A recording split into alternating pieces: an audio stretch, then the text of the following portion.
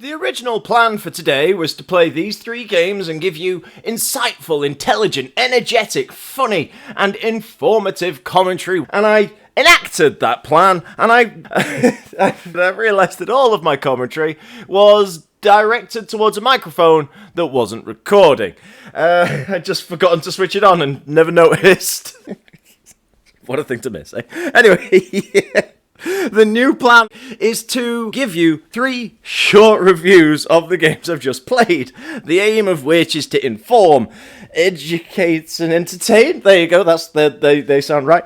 And I'm going to point out the good bits, the okay bits, the bits that need some work, I think, and also the bad bits, so a nice balanced review across the board. And then, at the end of each review, I'll say whether or not I think the game is worth your time, and whether or not I think you'll enjoy it. Wish me luck with this one, because this is completely new to me. I've never tried this before, so let's hope it goes well. And the first game I'm going to review is Whiskerwood. A game set in a world controlled completely by animals in a pre-industrial revolution era.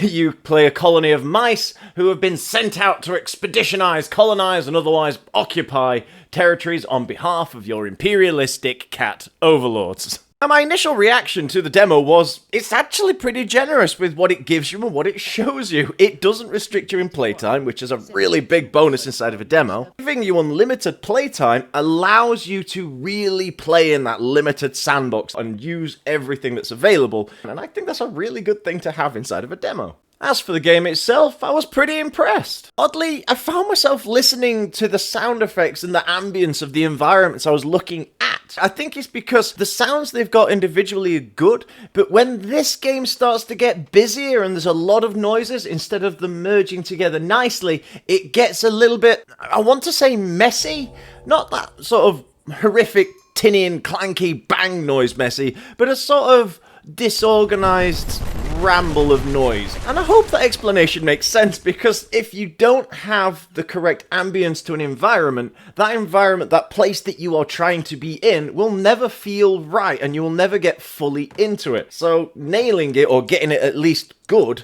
is important, and this game struggles ever so slightly to pull it off, in my opinion. Graphically, visually, aesthetically, I really like this. I really like this Lego-like feel that everything's got to it. Everything clips together so neatly. The terrain, the buildings to the terrain, the buildings to the buildings. All so neat and tidy, and I love it. And having it in this stripped-back, blocky form also means that visually, you understand what you're looking at that little bit better. And I'm not saying it's a unique choice for games. It's not. It's a growing style, but it's one I like. I guess the only remaining key thing to talk about is the gameplay itself. How does it handle? How does it feel? Is it any good? Are you compelled to play this game more and more and more as you go on?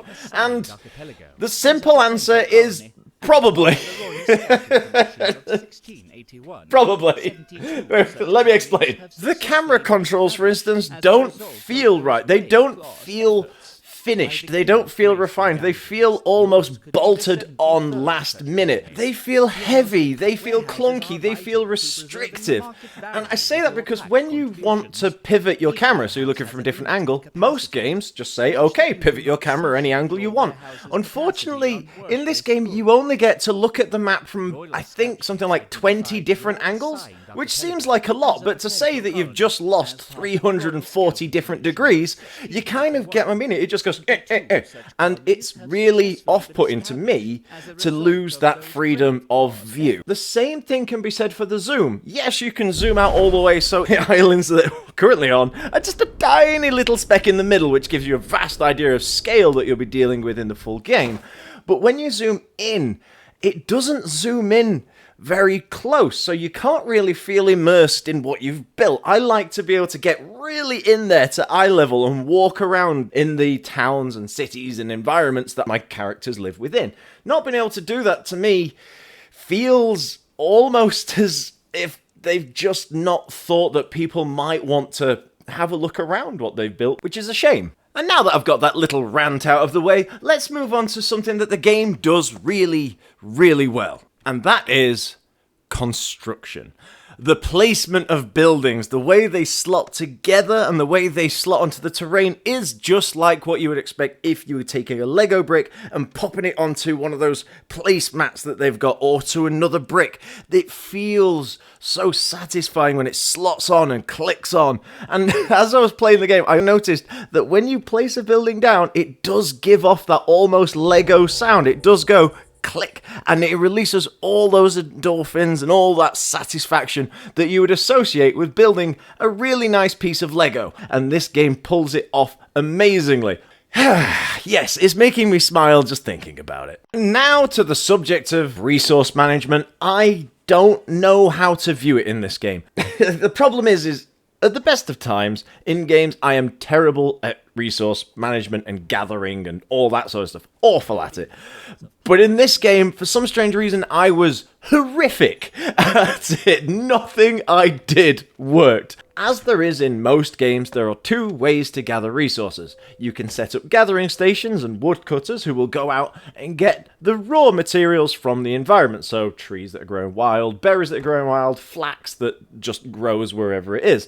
Or the second option, which is place a farm and grow the resources artificially and thus get unlimited but seasonal resource. All of that is fine and perfect in theory, but in Whiskerwood, it's so slow, it's actually detrimental, and I couldn't figure out for the life of me what to do to fix the problem.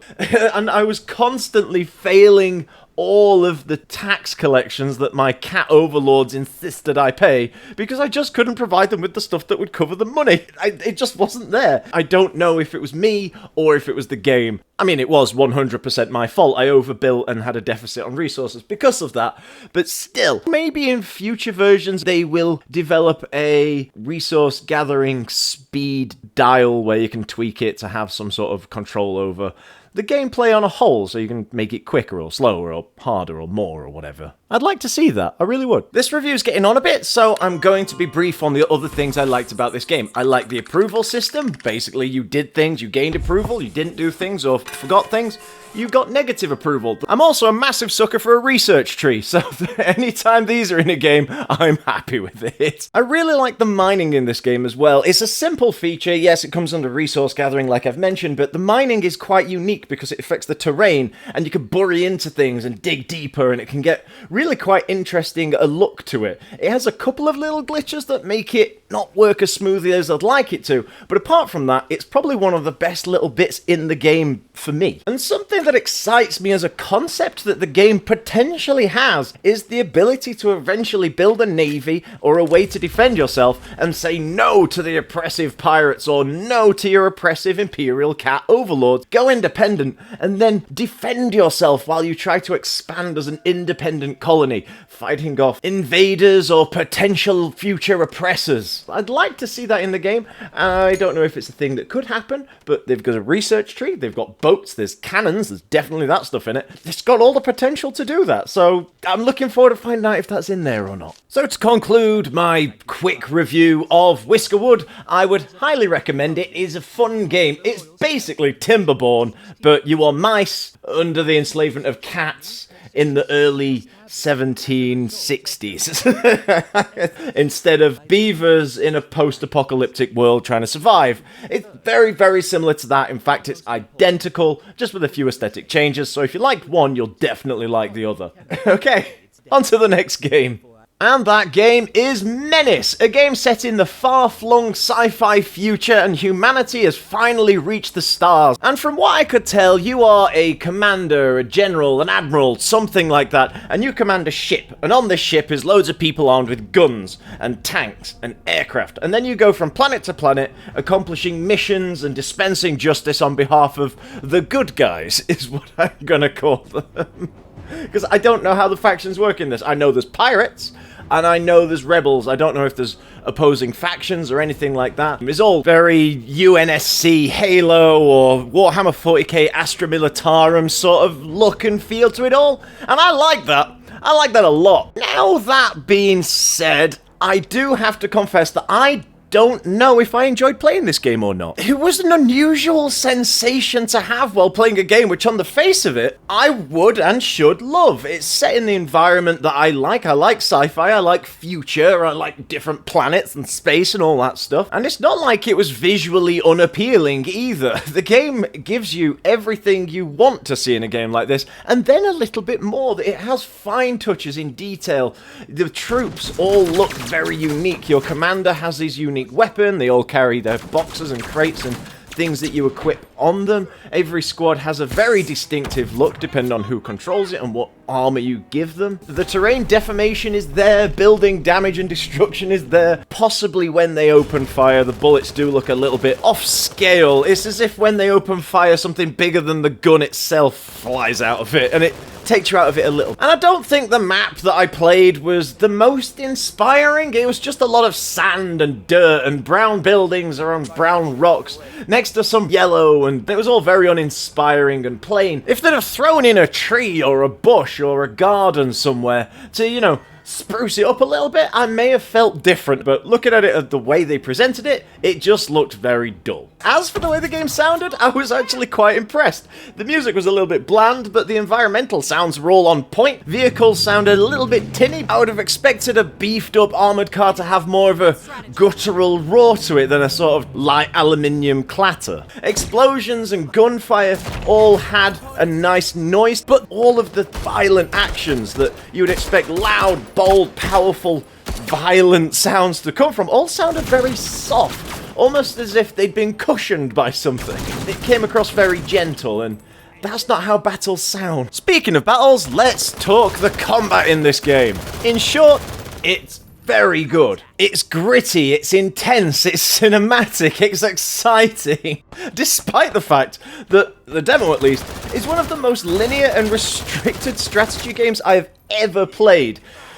For instance, you can't go inside of buildings. Your interaction with the environment and the scenery around you is limited, if not completely missing. And here's a big one. You can't move while crouched or prone. I don't know who thought that was a good idea, but that person needs to be taken around the back of a shed and given a good hard slap. And that's where the intensity comes from. Because you don't really have a plan, you can't form one, there's nothing you can do in this game where you can go, I'm going to do that in like 5 turns, because you don't know what the game is going to say you can't do next. Everything is off the cuff, almost panicked. And I guess that's how skirmishes and flashpoints work. They are intense moments of extreme violence, and because of the way that this game is built, you get that sensation really almost perfectly, whether it's intentional or not. And that brings me nicely on to the game's mechanics. I have a couple in mind, but the main two I'm thinking of are the turn-based system and the action points, otherwise known as two of the biggest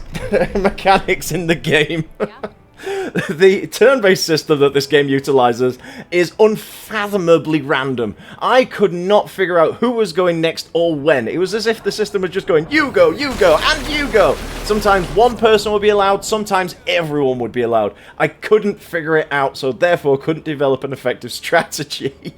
And then there was the action point system, which I think they've gone for unique over practical. I think they thought if somebody says, oh, and this is how this system works, they go, oh, that game utilizes that. Where really, when they say, and this is how this system works, a lot of people just go, what?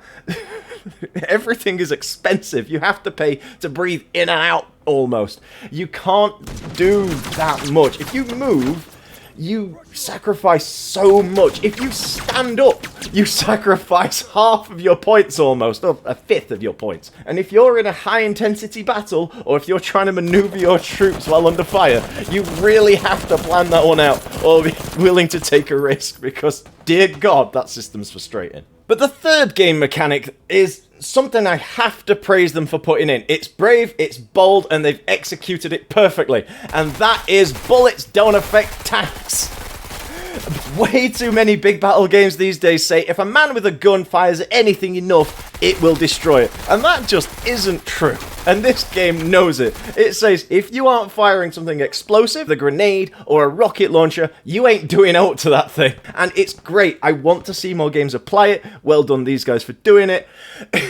Yeah, it's just a pet grabber moment. It's like, yeah, small gun will destroy a tank, fine. There was another little mechanical feature that I noticed that I've just got to mention because it's genius, is between turns or when nothing's happening, the men who can see each other will shoot at each other purely as an aesthetic thing. It don't cost you anything and it won't do anything, but it's just to keep that feeling of there is a battle happening even when nothing is in fact happening. It's a lovely little attention to detail that just keeps that intensity going, and I really like it. And that is my quick review of Menace. It's a game with loads of little great ideas mixed in amongst loads of big great ideas executed badly. It's why I found it so compelling to play, yet so ferociously dull and annoying. I'm almost tempted to recommend it. And last but not least, we have Strategos, a total war-like game that has a focus on bigger, more epic and realistic battles, but with an ever so slightly cartoony aesthetic. And as somebody who loves the total war games, grand strategies and epic battles, this game just screamed, play me now! So I had to, and I did. And oh boy, was this a mixed bag of sensations. It really was. Like I say, I love all things like this, so I was always going to like it. But it just did things or had things about it that were either not refined, not clean, or just generally a little bit bad. For instance, on the right, you can see desert lowlands, and the picture of the map has an army already lined up in it. Now, in a lot of maps, you don't do that. In a lot of pictures, that's just not done. And in none of the other pictures that were available to me was there an army in it, which kind of raised a red flag to me as a little bit. It's like they've taken the picture last minute and thrown it in without thinking. I don't like it when I notice that in games because it means what else have they just forgotten about and thrown in? And then I got annoyed at the characters and the infantry tiles where you get to select your army. You didn't get to select the units, you just got to select slight variations of that type of unit, and not being able to choose loads of archers or loads of spearmen or loads of cavalry really annoyed me, because having that freedom of choice is what makes total war games and games like it actually really appealing, because you can do that what if scenario instead of this I'm stuck with this, what do I do with it scenario. I ain't gonna lie, I do love a Macedonian pipeline, so I was going to be happy with that. Another thing that struck me as a bit odd about the game was the loading screen to the battles was also loading the loading screen, and that just struck me as a little bit odd. But once you were actually in, it all became very familiar territory. Every game has a very similar vibe to it. You grab your units, you place your units out, you stretch your units out in hope that they fill the area, but the game's starting to show how young in its development cycle it actually is, because there was a lot of game features and mechanics that just weren't there, such as, I think you just saw it, if you stretch out infantry lines in most other games, they thin out in rank line and lengthen in front line. This game isn't at the phase where that's something that it does yet, if indeed it actually will. I can't tell by looking at it now if that's something that they'll add in. I hope so, but after playing it for as long as I did, I'm not sure about it. Other things that I believe to be missing are like unique abilities like hold the line, phalanx positions, loose formations. They just weren't there to use. And that seems like a little bit of an oversight on the game's part, because having choice of how your formations hold together is a big part of strategy, and not having it kind of removes the realistic battle that you're going for, I think. As for the battle themselves, I do have quite a lot to say, so I'm going to try and narrow it down. Starting with the realistic side of things. It claims it focuses on realism and scale. I get the scale, you can see the scale, you can play the scale, it works, it's nice, I love that. But for the realism, I didn't get that, and it wasn't because of the art style. It was because of how the units and the AI operated. I had little to no control over the units as the battle went. I couldn't control if they would hold a line even after telling them to do so, because sometimes they just chase people down. And I know in real battles over history, so 1066 I think is a famous one, they didn't hold the line and they lost, etc, etc, etc. In this game, that happens all the time. Every single time an enemy unit falls back, even a yard, your guys will just push forward and break your lines up completely, making it 100% guaranteed that there is going to be no coordination amongst your units, whether or not you successfully issue an order or not. While on the subject of issuing orders, the way that this game does it is realistic. I like it. The way it works is, if your commander is in a unit, he issues an order, that unit carries out that order instantly. If it sees a unit nearby that he can shout to, he will then issue that order and they will carry it out with slight delay, but they will still carry it out. But if they are far, far away and he can't shout the order, you have to dispatch messengers or horsemen to give them a letter and say, do this now.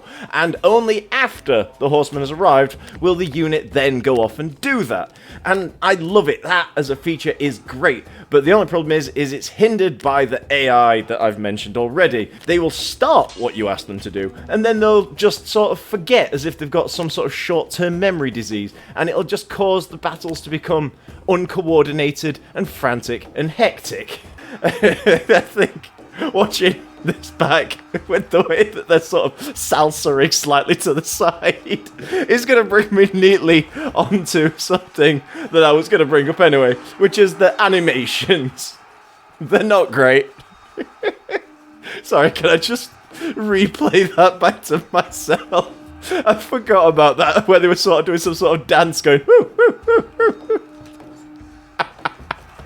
Terrific. This is something I noticed as I played more and more battles. The animations just seemed a little bit basic.